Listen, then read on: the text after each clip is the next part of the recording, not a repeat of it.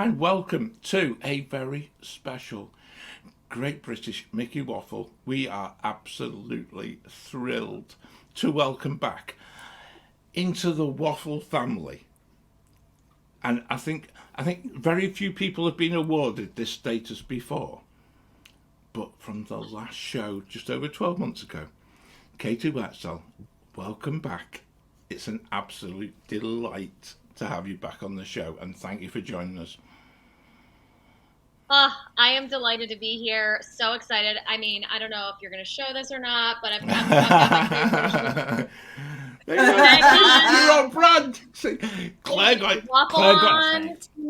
into trouble for that a couple of months ago when she did something similar. I think it was a Christmas party show, but I'll keep that between you and I. It's okay, because Katie's on the naughty step with me today, so that's okay.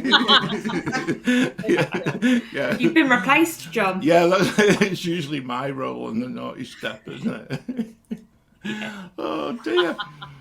Yeah, we are absolutely thrilled that you can come back and join us, and it is just over a year since you were last with us, and as years go, it's just been I think the definition is probably roller coaster. I think for you and for I, but I think let's focus on you, because actually everyone's fed up listening about me, because when we last chatted properly, you had no job, there was no show, there was no basic hope of what Disney were doing and anything like that. And actually, it was possibly, certainly for us, we were really concerned for you, because actually, it must be one of those moments as a performer when you don't know when anything's going to happen again. It must be one of the most horrible experiences. Yeah, it was. I mean, I think up to that point, it was especially when I was talking with you all, that it was a really weird state of limbo, because there were some things that had already been brought back entertainment wise, and there were other things that were, it seemed like they might be brought back sometime soon, but still there was a matter of when.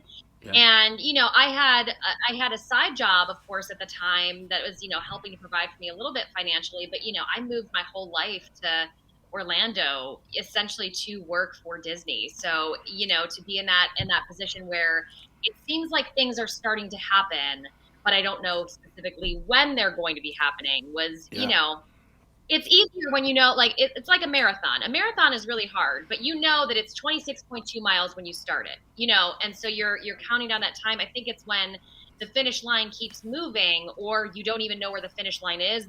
Those are the hardest sort of races to run anyway, because you're like, how long can I wait? How long can I sort of sustain without having to either go somewhere else or, explore other avenues that are a little bit more permanent, Yeah.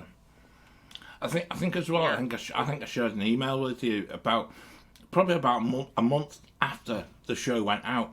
And what fascinated me was you were kind of, at that point, I think things were starting to move, and so the reply was kind of speaking in tongues in a way, just because you can't give away what was perhaps coming into play. And I'm thinking, oh, hang on a minute, no, there's something. Yeah, going on. There's something going on, and that to me, I got more fun out of that, and trying to read into what you were not saying, and actually that whole process came about. It must, to me, it kind of drip fed, and there must have been things going on for a while before it happened, and then suddenly it appeared as if it was that thing about getting the whole gang back together. Well, most of the gang back together again.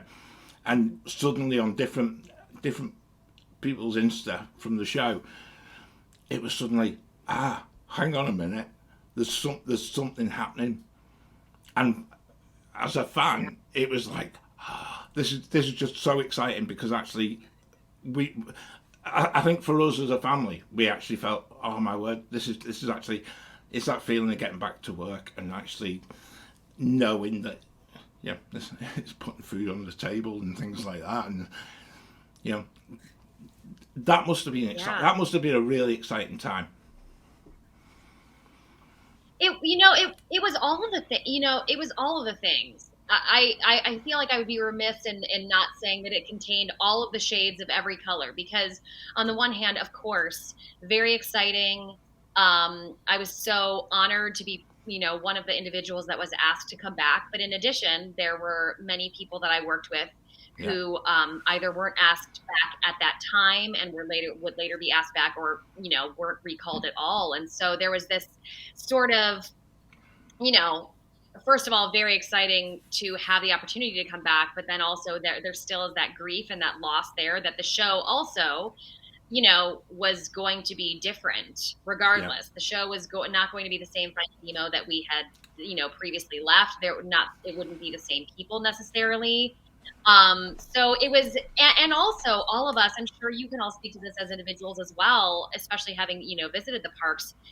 None of us are really the same after that experience, the experience of the pandemic. And in some ways, in incredible, amazing, wonderful ways, and in other ways, just totally different people. So at least for me, coming back into that environment, there was also a lot of questions too, like what am I going to feel like now after this almost 2-year period has passed? What is that going to feel like? What is it going to feel like to create something that is so familiar and so dear to me in a different way? It was all those things, but of course, obviously, incredible amounts of excitement.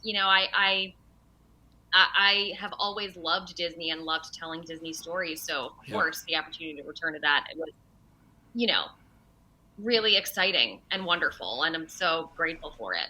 Yeah. But yes, I do recall that email. And and from now on, I'm just going to start sending you emails in code just to see how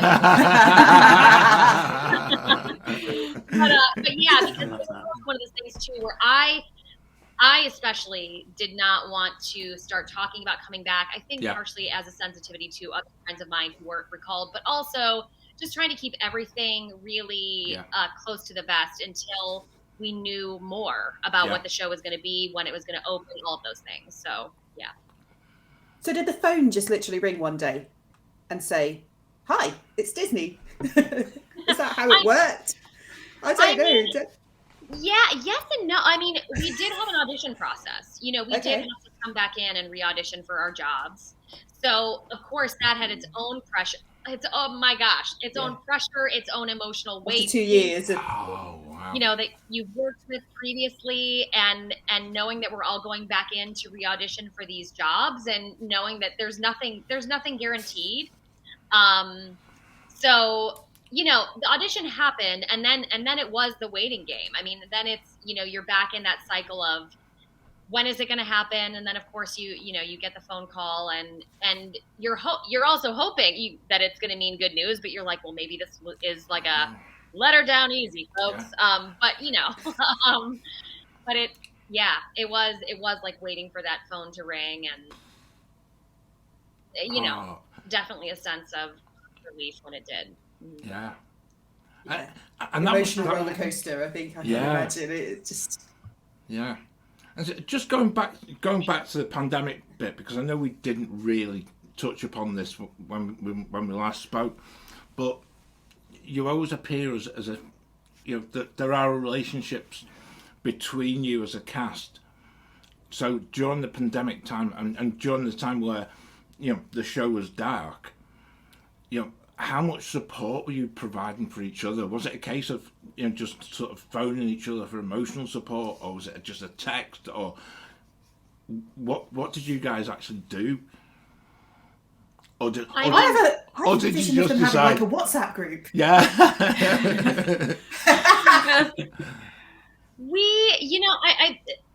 Yes. I mean, yes to all of the things. I mean, I think, especially when we found out that the show as we know it was closing, there was a large group of us that got on a Zoom call together just to kind of mourn the loss of that experience. And so we were there for each other in that way. And then, yes, throughout the course of the pandemic, a lot of us would be touching base with each other just to not only see how we were all holding up, but see what everyone else was doing for work. And I think that was also what I love so much about the community that I'm in here in Orlando, is that I think there was also a general sense of us really trying to help each other out where we could. If I had a job that was looking for more people, I absolutely was trying to help out in that way, my fellow castmates, secure additional work. And because we were all, someone at Disney had said to me, we're all in the same boat, but we're not all necessarily in the same storm. Everyone's circumstances were also different surrounding this pandemic. So, it was, Disney, especially the Nemo stage, I do consider us to be a really big family. Yeah. And so there was a lot of leaning on each other for emotional support, and just, having times where we were, just trying to, if nothing else, just bounce questions off of each other, even though none of us had the answers. Yeah. So, it was amazing. It was amazing from the other side. It amazed me. It was actually when the news came that the show was closing, of just the emotion, the raw emotion of that announcement. It'll stay with us as a family, because actually we felt it from the social media posts, from not just from yourself, but from the cast as a whole, as to it was like, I'm going to say, it probably was the end of an era in a way, because you'd all grown together, and then it was this sudden stop, and to come through after that, and this is what really got me, is the fact that, and we'll come back to social media later in the show, but actually to see that resurgence and that whole positivity being shared amongst you and your fellow cast members, once the news came that there was a new show, it was going ahead, and suddenly there was this, it was like the light at the end of a long tunnel, and it was something to actually behold, and you guys are probably not aware of it. You're just basically just getting your phone out and putting something in it, but actually from this side of the Atlantic, we were suffering in different ways through lockdowns and this and the other, but to see that positivity coming through was something else. And that, how did it actually feel when it came to opening day again? Because that must be something, when you're actually playing a character that you played for years, and suddenly it's new, or even rehearsal room, it's completely different. Getting back into the rehearsal room with a new show and working your way through something that's the same but different. How was that? I mean, I'm tearing up even just speaking about it, because walking in that very first day, my very first day was at our stage. And the last time I had entered that space was to go and pick up a banker's box of my belongings that had been packed up for me, Wow. to leave. And so walking back in that space, and then I walk in and I see, our puppet specialists that seeing all these faces that I wasn't sure if I was going to see again. And then walking out onto the stage and knowing, it still is a really overwhelming feeling. This idea of, you're coming home, but home is different. We don't know what home is going to look like, but it feels so good to be with all of these faces, and faces that I deeply trust and admire, and being with, faces that I was on stage with before, where some of us hadn't even seen each other in the last 2 years. I think all of us were overwhelmed by that feeling. It's almost on the verge of indescribable, because again, it contains all of those shades of like pure joy and magic and excitement for what's to come, and sadness that there are people missing, or more questions about what is this new version going to look like, because we all, obviously, I think everyone, in this space, we all love the original, Finding Nemo the musical. So that of how is this going to look? None of us up to that point. We all, of course, as I'm sure you all do, I think I heard from this person that this is what's going to happen. I think I heard, you're hearing things.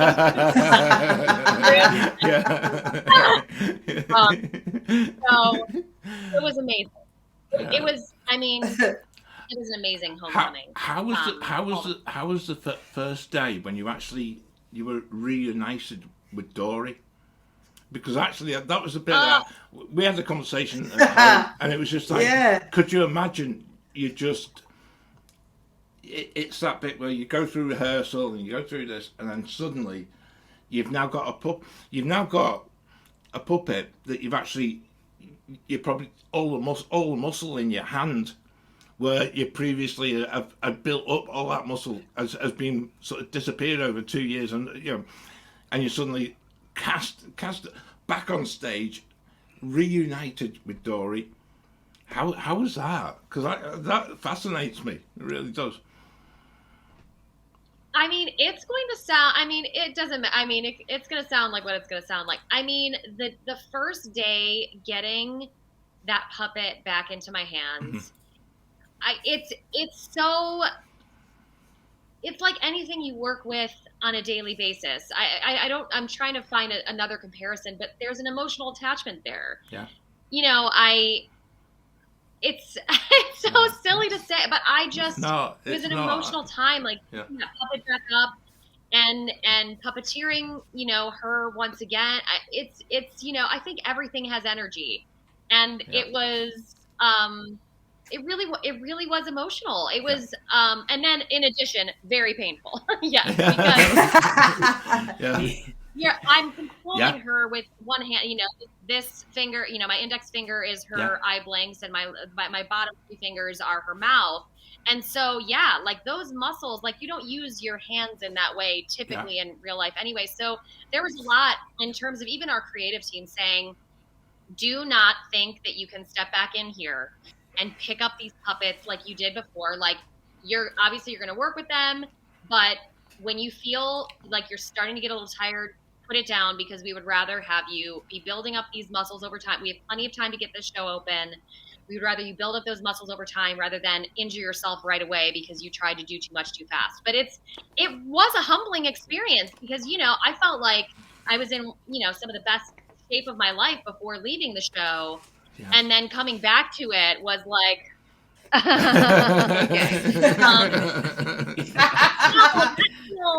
different, and wow, that costume doesn't fit like it did, and again, this episode should be called All the Things.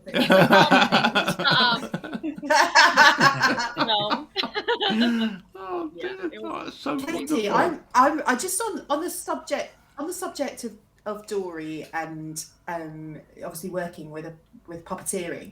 I'm interested. Is she heavy? How heavy is she to carry around? Because obviously it's a lengthy time that you have her, and had you done any puppeteering before you joined that show? I can't remember if we talked about this a year ago. I don't think we did, and it's such a unique skill. Yeah. I can't remember either, which is why I play Dory, because my memory is simple. But no, I didn't have any puppeteering experience before coming into Nemo the first time. And so that's one of the reasons why the initial rehearsal process is 6 weeks long, is because for a lot of people coming in, you're learning a new skill from the ground up, and then it has to be performance ready by the end of it. So for sure, rehearsing this show to begin with is the hardest show I've ever had to rehearse for, because it's all, it's the, rubbing your stomach and patting your head is the requirement at all times. So and I would say Dory, it's not that she's necessarily super heavy, it's that she's really long. She's really big. So the weight distribution is a little bit strange. I'm trying to think. I feel like she's 7 pounds. Okay. So she's not heavy, but she's not super light, and to be wielding that around and shoulder switching her and doing all these other things and downstage tilting her, and so it definitely does take a toll, especially on your forearms. Or my my husband says this sounds so gross, but I call this area between your thumb and forefinger, I call it my puppet meat. So much muscle in there that we're having to use in order to puppeteer. So it's like building that puppet meat back up, building all your forearm muscles back up, and then of course like your shoulders for all your shoulder switches and everything else. It's a light puppet, but it doesn't feel light when you're doing all the things with it. I bet. Yeah. As the show changed from sort of Finding Nemo to the sort of the new adaptation, is there anything that, as a performer, that you noticed that you had to change, or what you feel of how the new show is compared to the old one? I think it's that, because the show is a fair amount shorter and we're still trying to get the full story in that period of time, it's that the emotional intensity behind it, the intention behind it just has to happen quicker. So whereas before there was a little bit more time to kind of breathe into each moment, this feels it already has to be percolating by the time you say the line, by the time the scene happens. So I think there are a lot of advantages to that, in that, before, for some of our younger audiences, for parents who had young kids, 40 minutes, at times was a long period of time for them to be able to sort of maintain focus and observing the show. So in that way, this shorter show is allowing people to get the full experience. So, it's definitely different, but in terms of how it affects me, I guess, can you say more about what you're curious about? And in terms of like my intention behind the character, or... Is it just more because you've been so used to having the, like you said, the longer show and just certain parts of it where you may have got attached to certain scenes where everything's been adapted to a newer show, which is shorter, bits that have been cut or trimmed down? Is it just something that you'd prefer to have in a newer show if you could? Yeah. What Ben means is, did your favourite bit get cut? It's what Ben said. Sorry, we've got a clear translator. So here's what I'll say. I will say it's, it's all the things. It's all the things. I would say, yes, there were definitely some scenes that I absolutely missed. I miss flying. I miss the scene where Dory gets zapped at the very end of Just Keep Swimming, and I'm having this sort of intimate, personal moment with Marlin. Yeah. I miss that, there's a game that we play. However, what I will also say is the advantage that I now have in Just Keep Swimming is that I get to actually see my scene partner. And before, when we were flying, I'm faced forward, my wires are forward, and I'm hearing Marlin, but I can't look at him. I can't see him. And so being able to have our puppets actually interact when I'm singing this song has been so wonderful, to be able to have that opportunity and connect that kind of that emotional intent to this actor that I'm trying to deliver to, as opposed to just knowing that they're behind me and trying to kind of just visualize that I'm having a conversation with them. Yeah. So I will say that is absolutely an advantage. And I think there's something really beautiful about this new LED video wall that we have behind us. I think has totally, the vibrancy factor of the show is, on a totally other level. We essentially relit the entire show because of that LED wall, and there's so many things that we can now do as a result of that. So I would say it's both. There are definitely, of course, things that I miss. I miss there being, a couple of extra moments for each scene to breathe. Absolutely. But I do also see the advantages of even more, families being able to see the whole entire show, me being able to see my scene partner more. But it's definitely, I will say, especially with the tighter show, it's no joke. I felt like there were moments where even backstage I had a second to breathe before the next scene would come, and now it's really like 0 to 60, and there's a couple of spots for some breaths beforehand, but it's It's quick. It's for sure quick. It's quick, but what I love also too is that we still get the full story. All of the music that everybody loved from the original, all of that music is still there. So, which I think was the main thing all of us were concerned about, is these amazing songs written by Bobby and Kristen Lopez that, you know, we were worried that are any of the what of those will be cut. Yeah. And luckily all of the music is there, which is great. Yeah. Oh, that's good. so fantastic though. Yeah. It really is. That's a great answer, because actually I know I'm the only one out of the group who hasn't been to Walt Disney World since it came back. So I'm on that sort of bit where you've actually spoiled some of it, because I do not. I've said to the kids. Oh no! Because I said to the kids, I am not watching it on YouTube, and I have deliberately tried to avoid it. However, Ben actually put on our YouTube channel just the ending, and actually. Just to show you it was still there. Oh, it was, but it's just that the whole power. It's to persuade you to press the button and book a trip. Yeah, exactly. That's all it is. John. But not just for me, because I also know there's a fellow waffler, Lloyd, who has got young boys, and I think for us as dads, that moment at the very end is the bit that just reduces every single time. And I know I've said it on the podcast before, it's just like I could watch this again and again and again just for that moment. Because actually, as a dad, you're just like, wow, hang on, take stock of life itself. Because actually, if you can't walk out of there with a dry, if you walk out there with a dry eye after all that, you're just thinking, no, you don't get it. And that's, again, probably goes back to what you said before about that emotional attachment part to it, because the more you invest into the show, this is from the audience side of it. I don't know how you guys manage to do that day after day after day, because actually I'd be a wreck. I really would. I will say it's different when you're in it, you know, because I will say myself as well. So the show opened, and then there was actually a few months where I didn't see it. I mean, we had gone from seeing it, a million times a day, because every cast is getting up and doing it. So you're watching it a lot. And so it had been a couple of months since I had seen it. And then there was a day where, one of my fellow Nemos that hadn't been back the first time was back. Oh, and so I wanted to see her for sure. Watching it, I was a wreck, an absolute wreck watching it. But it's so interesting, because when I'm doing it, it feels different than what it is to be there just watching it.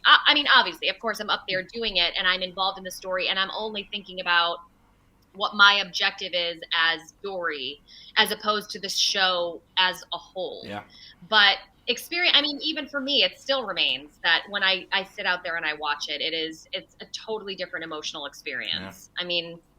Yeah. And I think you do kind of have to compartmentalize a little bit, because to your point, if you're constantly thinking about the weight and the gravity of this story that we're telling, so, it's a lot. Yeah. It is a lot. Yeah. For sure. Well, you need to get over here and see it. I certainly do. Visit. I certainly do. It is on the list, I've got to say, because actually once I'm fully in that recovered and got the doctor's letter that I can actually get there, I will be there, I can assure you, because actually I miss it like mad. And 2023 is your year, John. I tell you what, can't be any worse than last year, can it? The only way is up. I think all of you should just do a group trip and just all come down all at once. No, that would be fun. That would be such a good fun. Yeah. That would be good. Yeah. That would be amazing. That's the answer. We'll do a trip. Sorted. Yeah. Absolutely sorted. Yeah. The one thing I was going to say, though, Katie, as well, Katie, since you've been back, has your role within sort of Disney itself changed, or have you picked up other roles, and what are they? Because you've So been dead busy. It has been a busy time of it. I did make a return to the stage in Hocus Pocus Villain Spectacular, and I'll leave it at that. I did make a return to that show, which I really love and adore. And then I did go back to teaching for Disney Imagination Campus. So I think we may have talked about this previously. It used to be known as Disney Performing Arts. Now it's known as Disney Imagination Campus. So schools from all over the world can have an opportunity to come down here and not only take classes with teaching artists down here, but also have the opportunity to perform on Disney property. And so that is also something, I was heartsick over during the pandemic. I love teaching. I love teaching for Disney Imagination Campus and getting to see and interact with students, of so many different ages, but particularly high school, who are just sort of starting out and sort of imagining what their career in performing can look like, is just so, oh my gosh, I can't tell you how much I love it. I love it so much. So I did make a return to teaching for them. And so I've really largely been incredibly busy doing those things. And then the job I did get during the pandemic, I did also retain that job as well, because I just feel like when you go through a period of time where you don't have work, it's like I'm collecting all the jobs. Yeah. I will take all of them. Oh, yeah. So yeah, it's been certainly busy, but incredibly full. And I think, again, what I was alluding to before, I think coming back as a little bit of a different person as a result of the pandemic in really incredible ways where I've grown a lot has been also just so amazing to rediscover, those different roles or teaching now with this experience under my belt. It's been awesome. That schools performing role, that sounds incredible, because it must just be a way of inspire. You can just see the spark, that little, to quote Figment, that little spark in some of them. You just think you're going to be amazing, and then to be able to nurture that and to support and to identify ways of them improving, that must be incredible as a performer, to be able to give that to somebody who you think in the future you could do anything. That's so exciting. I hope so. I really hope so. I think that there are ways in which I see the wheels turning and things connecting with students. But again, it's like you can never really know what sort of, wisdom or knowledge people are taking away from your workshop experience. You can only hope that there is one small statement that you've said that is really going to stick with stick with these students. And, I hope so, but it is so inspiring. It's so, and it inspires me to continue doing my best work, because working with students who are in high school, who are so willing to give of their passion, who are so unabashedly giving of their talent, I think is something that you have the chance to lose when you go into it professionally, because then it becomes about a lot of other things. It becomes about compensation and health insurance and providing for your family. But that pure kind of unadulterated, youthful excitement for performance is just, I could watch it all day long. I love it. Awesome. It's incredible. And it is true amazing. Inspiration, and I think that's why anybody who gets involved in teaching in any way, shape or form, it is your passion, and actually being able to share that with anyone who's sat in front of you is the most incredible feeling. And hopefully what you'll find is some of the things that have happened to me is like when someone comes up to you in the street and says, "Oh, by the way, it's your fault." And I've had people come up to me and say, I've got into teaching because I taught this person when they were 7 or 8 or 9 or whatever, and they said, "It's you." And it is personally the most rewarding thing, and you're gonna find that sort of gives you back exactly the same buzz, where you really do feel that, like you say, it might just be one sentence that they've taken from it, and actually gone and created a life for themselves in theatre or in the arts or whatever. And I just think it's amazing. It really is. I'm just aware. Last year, I'm going to take this a little bit away from the Dory bit as well. Perhaps it was so significant for you because you got married. Now, how on earth? I got married. You did. So first off, congratulations to you both. Congratulations. Yeah, congratulations. But Thank you. how on earth did you find time for that? On top of everything else that was going on, I was getting to the stage because I think you actually took it. You actually got to the stage where you were doing the Halloween shows, and then I think it was just after. Was it just after that you got married? And I'm thinking, my word, how does anyone just find time to just sort of get the diary and go, right? That's when we can get married. We're sorted. But it's just amazing and just such a lovely thing to. It was a lovely thing for me because actually I was reading stuff and I was feeding off the pictures and just the fun that you looked in the whole run up to your wedding, the fun that you appear to be having. It was just amazing. So yeah, a massive thing for me because I wasn't feeling too good at that time, So. It was, well, and it was really wild because I met my now husband. So fun to say that, my husband. I met him right before the pandemic started. Yeah. Literally the January of 2020, and then the pandemic started, which you can imagine for an early relationship, that was where it was like, hi, I really like you a whole lot. I just lost all of my jobs. And I'm feeling a little sad. But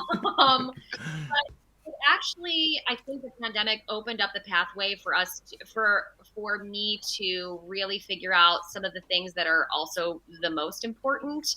And I think because of having this extra time and also not having, this sort of shiny part of me that existed before, I think I was a lot more vulnerable and open in a way that I think expedited our process. And what I mean by that is, as I am right now, things are always happening and teaching and performing and, working a whole bunch. And this really stripped everything away so that it really kind of made a space for me to figure out this relationship with this person. And I think because of that, it really kind of accelerated the process of us being together and then we ended up living together for, so many different circumstances that just aligned where it was like, well, I guess we're really going to figure out if this relationship works. And it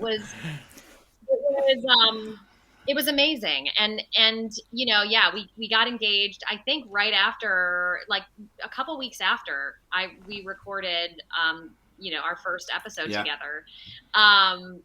And it just felt like, I didn't want to wait. If for anyone who's a fan of the movie When Harry Met Sally, it's like when the rest of your life is start, you want the rest of your life to start as right away. Yeah, exactly. Yeah. So so for me, I think partially because I'm somebody who's on stage a lot. For us, it was very important that it was incredibly small, immediate family. And, really kind of an intimate experience. And so, but yes, also to your point, John, if I had known how I would feel, ending Halloween a week before I got married, if I had known what I was really signing up for, it was definitely a wild time. It was a lot of compartmentalizing and organization and really trying to be as strategic as possible with my time. But also it was also really fun. Yeah. I kind of love that thrill of like, can this all happen? Yeah. Oh, wow. Is it going to work? Is everything going to come together? Yeah, totally. No. And so I have amazing. A question for the group. Ooh. Hang on. Katie's got a question for us. She did this last time. Through us all. So. Yeah, I like this. This is what makes you a waffler. You see. Yeah, it's just like shove it back on these guys. Yeah. So, okay, so John, your question is going to be a little bit different. But so, since you all have been to the parks in some capacity since the pandemic, I would love to hear from you. What is the most sort of inspirational thing that you've seen, or inspirational change that you've seen? And John, for you, I would like to know what sort of announcement or what something that is currently coming that you are most excited about seeing. I'm gonna pass to Ben. Go to Ben and Becca first. Yeah. Oh, thanks. See what I did there. Yeah, bought time for myself. I think it's not probably a change that's happened, but I think it's how I felt going to the parks has changed how I perceive things. Where I know we've always spoken before on the podcast about taking that moment instead of going from attraction to attraction, just stopping and just people watching and just seeing different things happen. And I think on our last trip, when we've had some photopass photographers, where before sometimes you'd get one and it's like, okay, I'm just here and here's your photo, tap your band and that'd be it. But on our last trip, there was a lot of ones that just went the extra mile that we'd spend several minutes with. And also their new cast members as well. So having that has been, I think, quite a big change. Seeing so many new cast members come in and in a role that they've not been before, and seeing how they can make that experience great for the guests. Yeah. That sort of like human to human connection piece that I think we all were missing became even more important. Yeah. That's awesome. I have absolutely no idea. You're going to go? I need to go first while I'm still thinking. I was quite lucky. I went in May, and then I went again in October, and then in December. So I've been 3 times last year, and I saw quite a change across those 3 different experiences. And I would say that for me, one of the things that I've noticed significantly, and this we're not quite here 100% yet, but the return of live actors, performers in the parks. So seeing, I'm frustrated the Dapper Dans are mic'd up on a trolley, but it's better than not having them. And the shows coming back, the Tumble Monkeys are back in the Festival of Lion King. When I saw it in May, they weren't, and then they was back and then they were. And so just the return of those nuances that make it just that little bit more special. When I was there in May, some of that was missing. It didn't feel like the heart was quite returned to where it should be.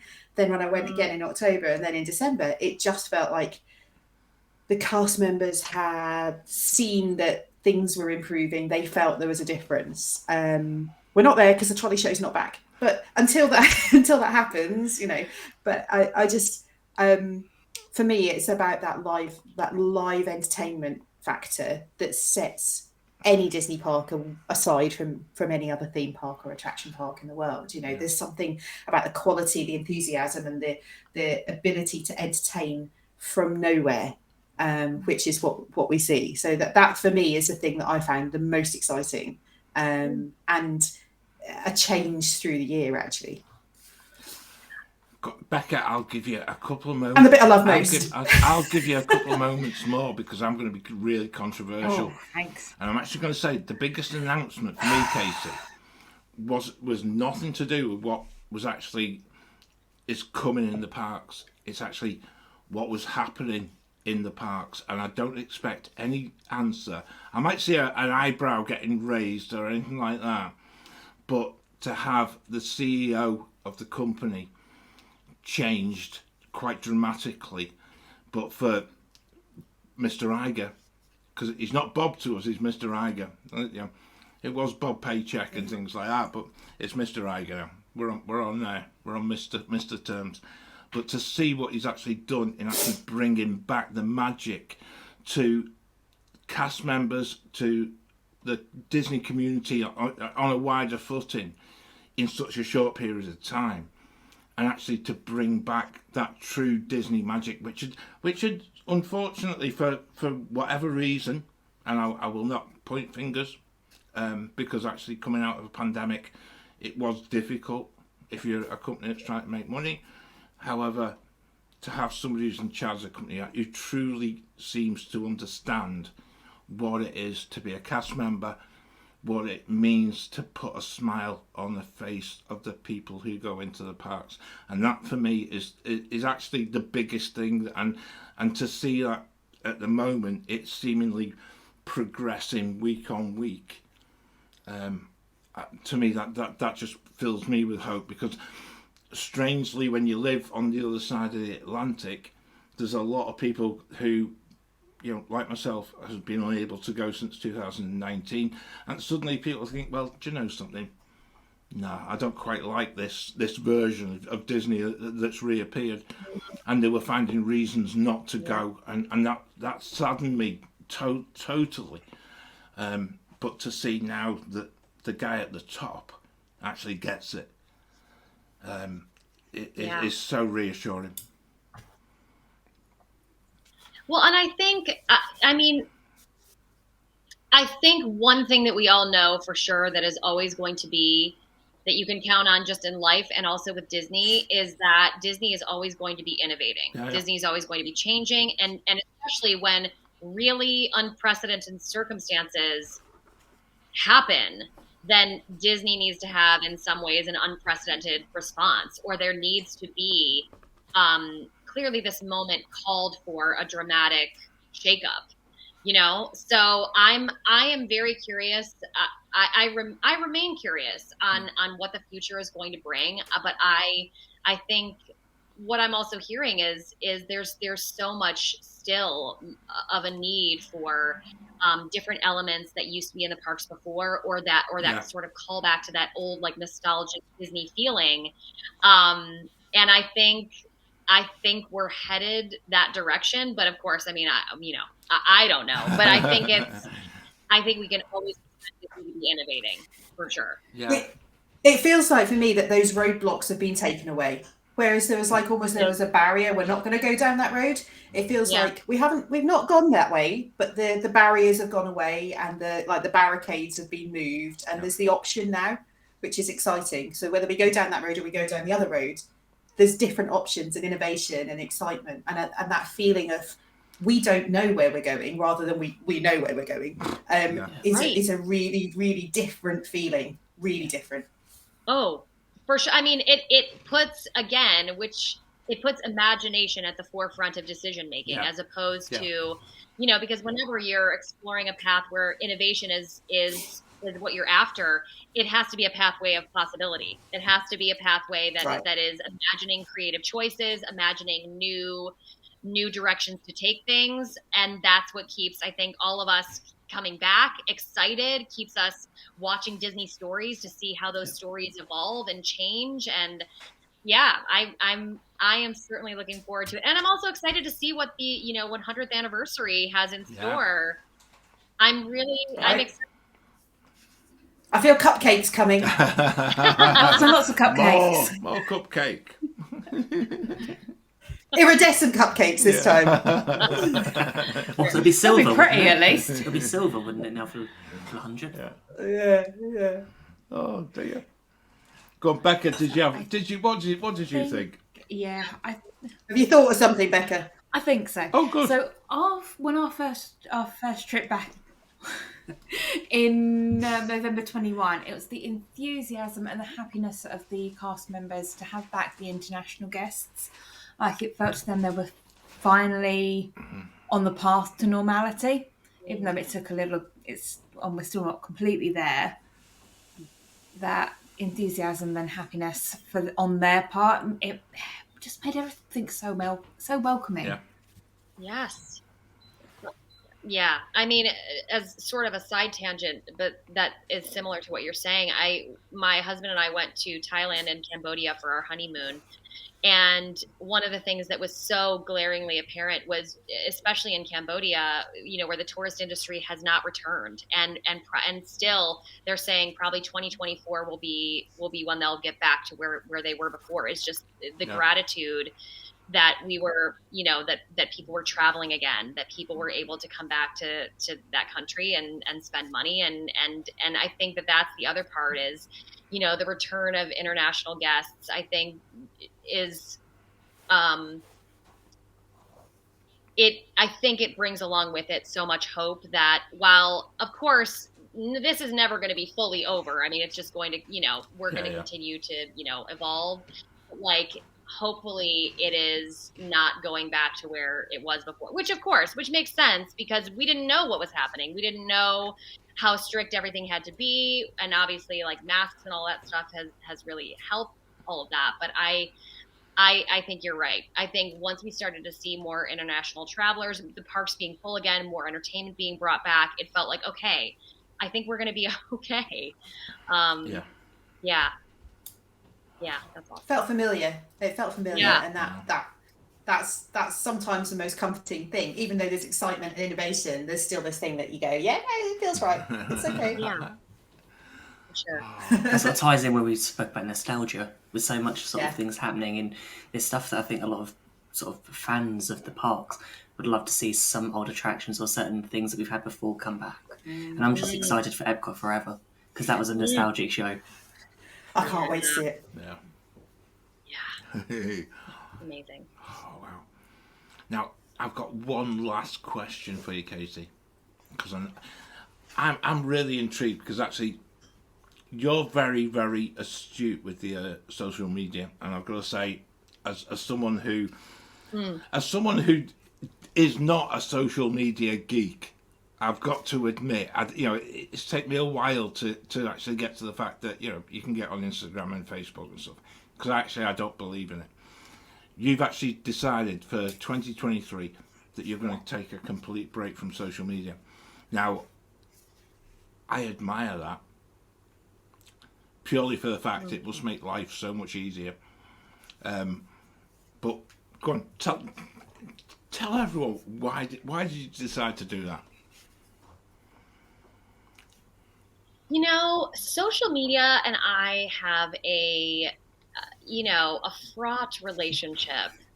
I think a lot of people do. Yeah. I think for me personally I also, for as much as I'm artistically minded, I'm also sort of scientifically minded, in that I often do just little experiments just to see what things feel like, because we become so dependent on our devices, our phones, our social media in order to stay in touch with each other. And part of me has wondered, what sort of space does social media take up in my life?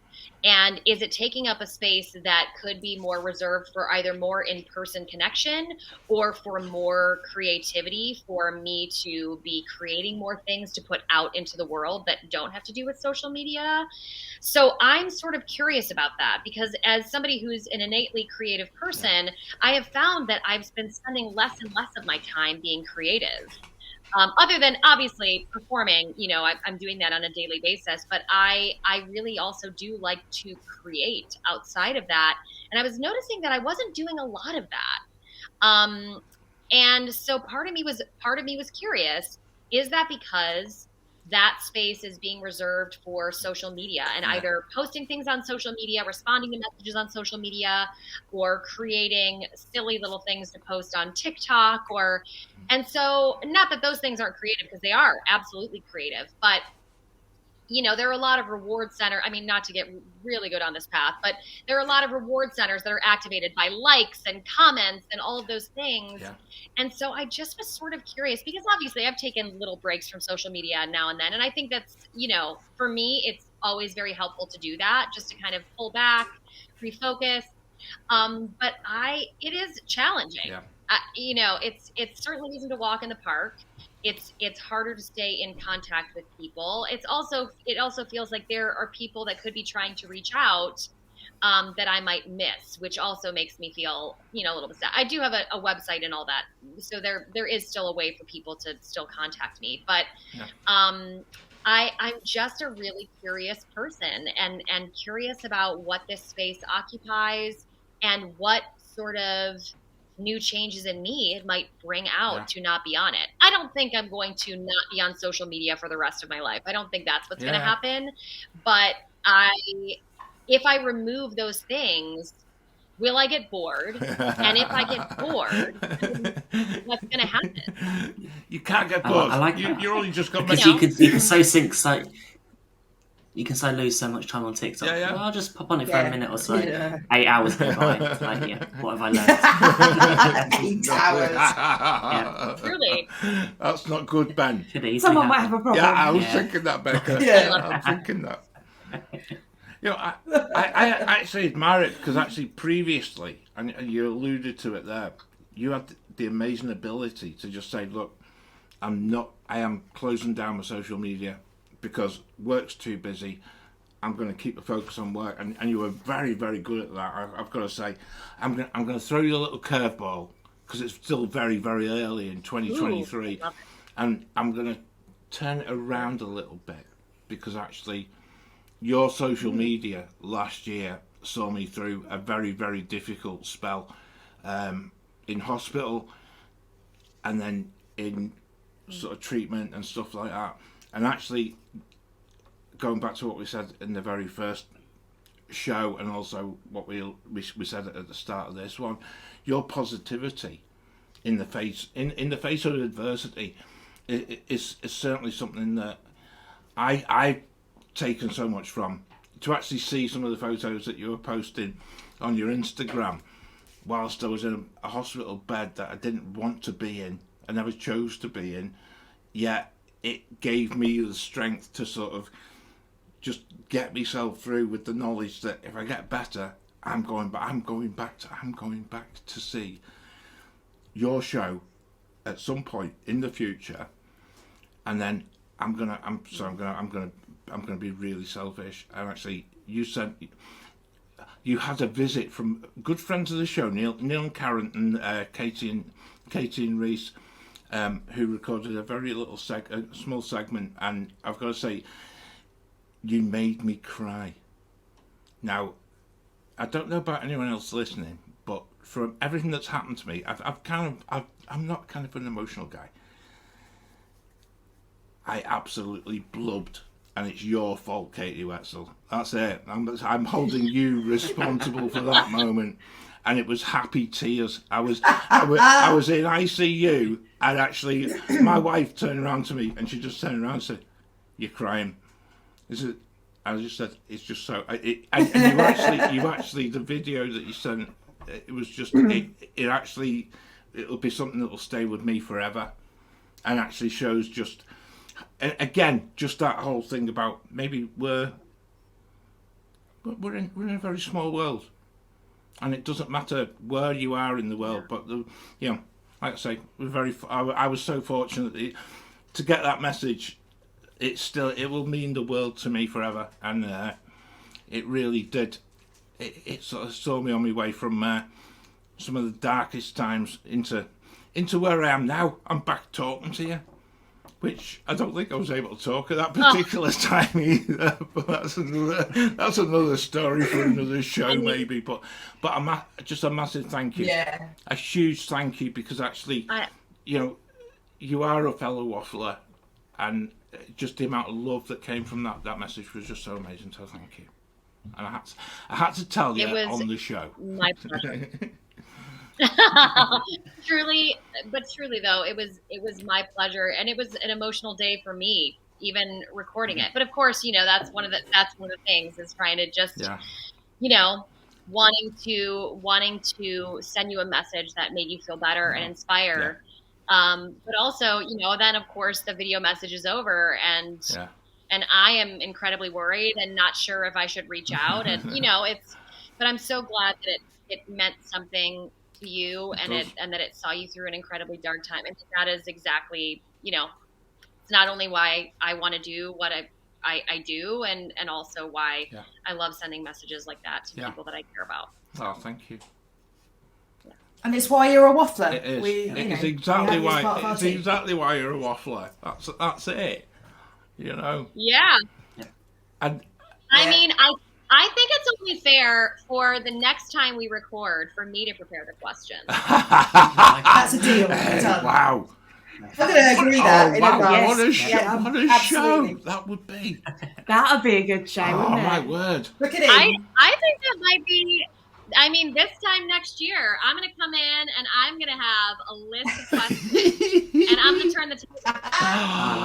Oh, do you know something? Love it. We're going to keep you to that. That's it. We're going to keep you to it. Book it in. Yeah. Yep. I hope you Definitely. do. We will. And I'm going to come in will. with real curveballs.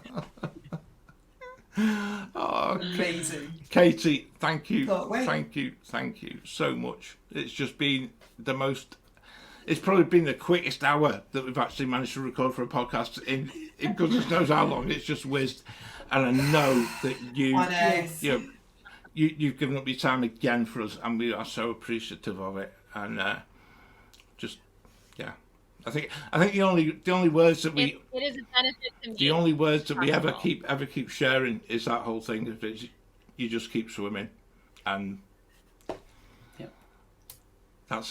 there's nothing else. Same goes for all of you. There's nothing else I can really add to that, because it is such a message of strength, and you sing it every day, but it's that power. It's a power. It's the power of what you're doing. I need to be reminded of it.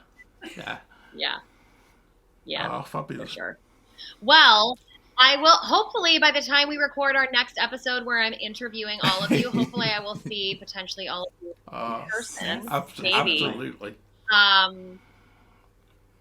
But it's always a pleasure to be. Thank you so much for having me on. It is a joy and a pleasure for me to be here, and so thanks for asking me. Thank you for coming back. We didn't scare you off the first time. Can't get enough. We'll all be in contact when we're over there. Yeah. We're all coming. John as well. Please He's do. going to be there. Yeah, absolutely. We'll let you know. Please do. Thank you. All right, yeah. Fantastic. Thanks for having me. Thanks, Katie. And it's only mid-afternoon there. That's a bit for us. It's after it's late evening. It's late evening here. You've got the rest of your day still ahead of you. What time is it there? Sorted. 9:15. Wow. Yeah. Well, I hope you have a relaxing rest of your evening. We will.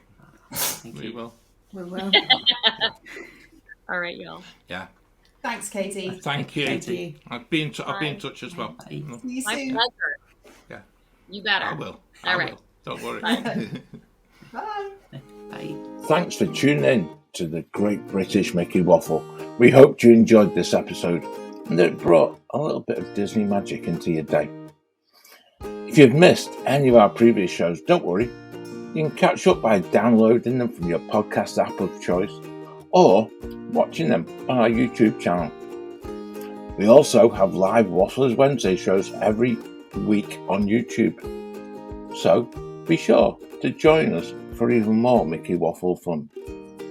If you want to stay up to date with all things Mickey Waffle, be sure to follow us on social media at GB Mickey Waffle on Facebook, Instagram, and now on TikTok. You can also email us at waffleon@gbmickeywaffle.com with any comments, questions, or ideas for future episodes. We love hearing from our listeners and appreciate your support. If you enjoyed the show, please consider leaving us a rating and a review on your podcast app. And don't forget, share the show with your friends. Until next time, we'll see you in the next episode of the Great British Mickey Waffle. Until then, waffle on.